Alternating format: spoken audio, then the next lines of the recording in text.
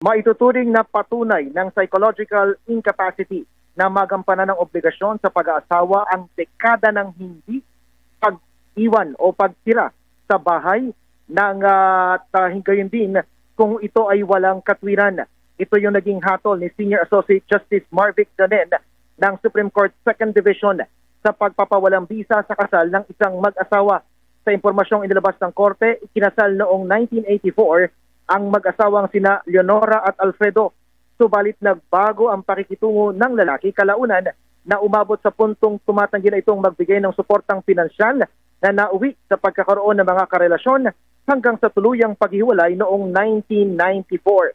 Sa kabila ng pagpapakasal sa iba pang mga babae, hindi kinaburan ng Regional Trial Court ang petisyon ni Leonora sa kakulangan umano ng ebidensya.